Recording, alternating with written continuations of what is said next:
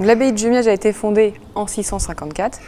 À la fondation, il y a 3 églises primitives, Notre-Dame, Saint-Pierre et Saint-Denis Saint-Germain. Et ici, on se trouve dans Notre-Dame, qui date du XIe siècle. Elle a été rebâtie suite aux invasions vikings du IXe siècle.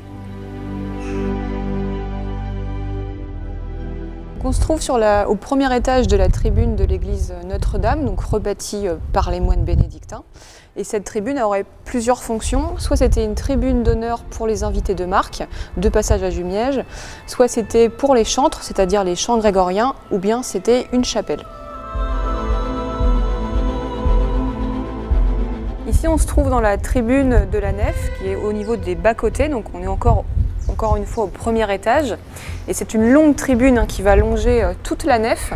Cette tribune, elle aurait pu servir de galerie de déambulation, donc pour pouvoir y accéder sur toute la longueur et aussi toute la largeur. Elle peut servir également pour exposer les reliques, dans la mesure où il n'y a pas de crypte dans cette église.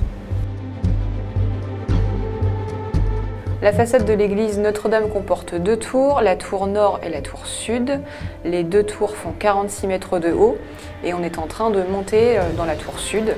Cette tour comporte en fait une tourelle dans la tour, donc une tour d'escalier à colimaçon pour monter tout en haut jusqu'à l'assise de la pierre supérieure.